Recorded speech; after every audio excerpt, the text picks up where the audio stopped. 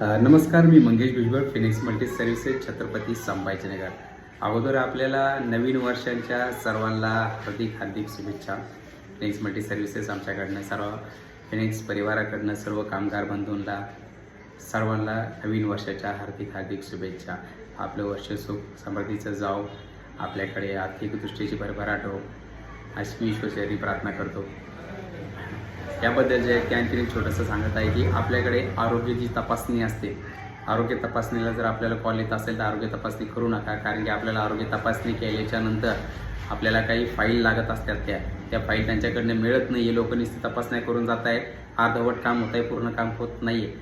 तर आपलं आरोग्य तपासणी मी करणार आहे, प्रत्येक पूर्ण परिवाराची करणार आहे, जेणेकरून त्यामध्ये काय काय आहे माहिती आहे का, की आपल्याला 5 लाख रुपयापर्यंत दवाखाना माफ होतो.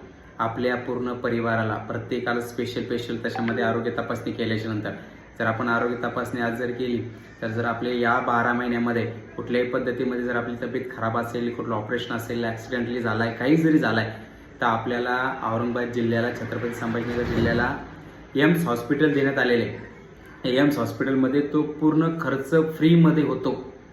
पण आपल्याकडे ते कार्ड्स वगैरे असल्यानंतर पण काय होतंय, काही लोक येत आहेत कुठल्या बहाण्यानं तुमच्याकडे येत आहे. तर कोणी जर येत असेल तर करू नका. मी स्वतः आपल्या पूर्ण संघटनेमध्ये जेवढे कामगार आहेत त्या सगळ्यांची आरोग्य तपासणी करणार आहे. तर कुणी घरी येणाऱ्याला करू नका आरोग्य तपासणी, कारण की काही सांगता येत नाहीये, कसले फ्रॉड होत आहे, कोणी फोन करतंय, आम्ही तपासणीला येतोय, आपल्या घरी कोणी नसतंय, कोणी असेल, काही जर फ्रॉड झाला तर होऊ शकतोय. तर त्यामुळं मी जे सांगतोय की ज्या मी पूर्ण लोकांची आरोग्य तपासणी करणार आहे, 5-6 तारखेपासून ही आरोग्य तपासणी होईल. त्यामध्ये जेणेकरून की आपल्या परिवाराला कुठलाही खर्च लागू नये हॉस्पिटलचा आणि फ्रीमध्ये पूर्ण इलाज हो, कारण की 12 महिन्याचा कालावधी असतो आरोग्य तपासणी केल्याच्या नंतरचा. तर त्यामुळं आरोग्य तपासणीसाठी कोणाचाही कॉल आला तर करू नका. त्यांना सांगा झालेली मंगेश भैयाकडे. जर कुणी तुम्हाला व्यतिरिक्त कोणी OTP वगैरे मागत असेल तर कोणाला एक्स्ट्रा OTP पण देऊ नका, कसं की आपली फसवणूक होऊ नये आर्थिक दृष्टीची. तर त्यामुळं स्वतःची काळजी घ्या. पुन्हा एकदा नवीन वर्षाच्या सर्वांना हार्दिक हार्दिक शुभेच्छा.